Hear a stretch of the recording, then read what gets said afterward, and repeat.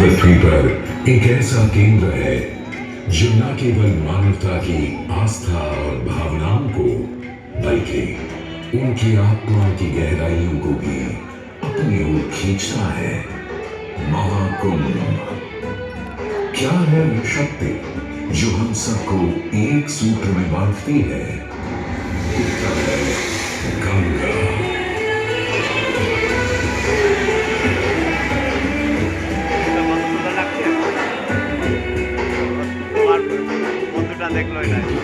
गंगा क्यों?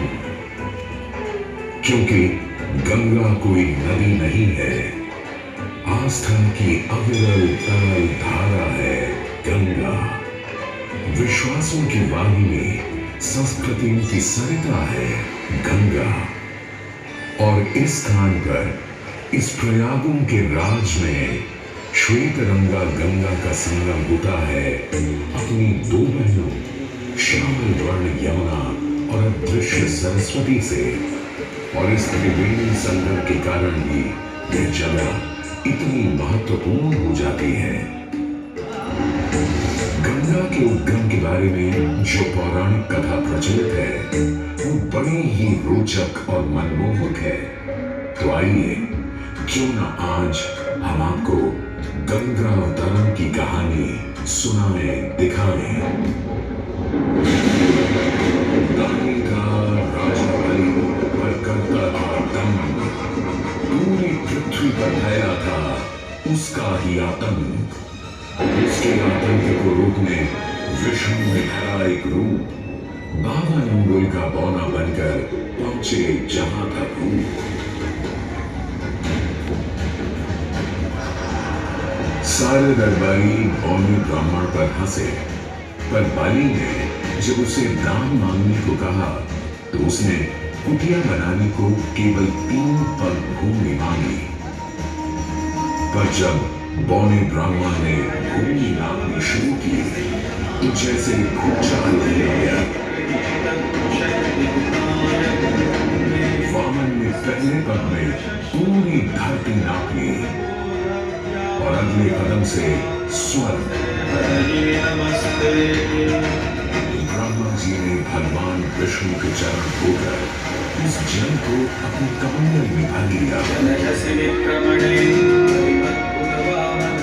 और अब वामन अवतार ने अपना तीसरा पग बलि के सिर पर रख उसे पाताल लोक भेज मुक्ति दे दी।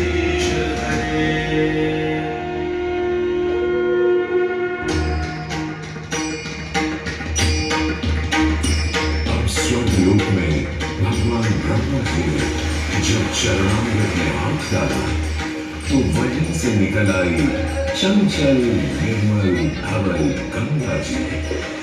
पवित्रा क्यों तू चंचला, आज से तू मेरी पुत्री और नाम तेरा गंगा।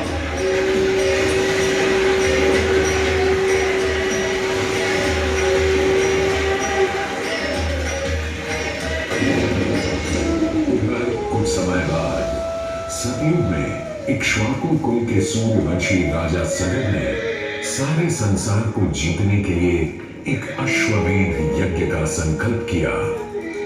सुने सुने सुने, सब सुने, यह चिन्हित पूजित धवल अश्व जहां भी जाएगा वो भूमि राजा सगर की मानी जाए। यदि किसी ने इस अश्व को रोका या पकड़ा तो उसे सगर के 60,000 एक पुत्रों और उनकी लक्षाधिक सेना का सामना करना पड़ेगा। सुने सुने सुने। भूलोक में सगर का अश्व अजेय अपराजेय बढ़ता जा रहा था और स्वर्ग लोक में बढ़ती जा रही थी देवेंद्र इंद्र की दुविधा। डरकर वो अश्व को रोकने की युक्ति लगाने लगे। इंद्र ने राजा सगर के उस घोड़े को छुपा लिया और छल से महर्षि कपिल के आश्रम में बांध दिया। घोड़े को खोजते हुए राजा सगर के 60,000 पुत्र महर्षि कपिल के आश्रम में पहुंचे। वहां घोड़े को बंधा हुआ देख क्रोधित पुत्रों ने कपिल मुनि को घोड़ा चोर समझा और उन्हें अपशब्द कहने लगे। वाचाल कुमारों, यदि कपिल ऋषि ने खोली आंख तो तपस की युगाग्नि से जलकर तुम सब हो जाओगे राख।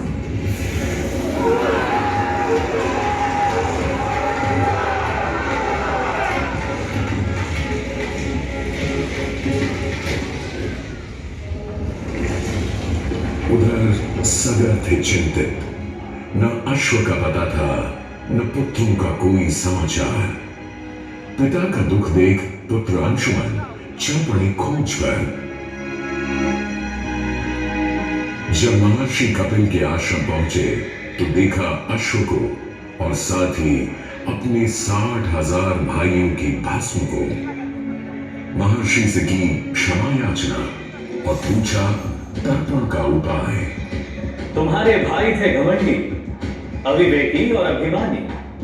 भस्म कर दिया उन्हें मैंने, तो उन्होंने मेरी नहीं मानी। गंगाजल, केवल गंगाजल ही दे सकता है मुक्ति उन्हें जो भस्म हुए तुम्हारे परिजन। अंशुमन को अपने भाइयों के तर्पण के लिए गंगा को लाने का बहुत मन था, किंतु किसी को राजधर्म भी तो निभाना था और राज भी चलाना था। देखते देखते 7 पीढ़ियां गुजर गईं, पर 7 पीढ़ियों के बाद समय आने पर राजकुमार भगीरथ ने राजा बनने से साफ मना कर दिया।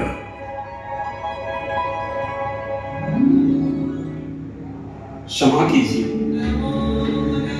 क्या ये आवश्यक है कि राजा का बेटा ही राजा बने?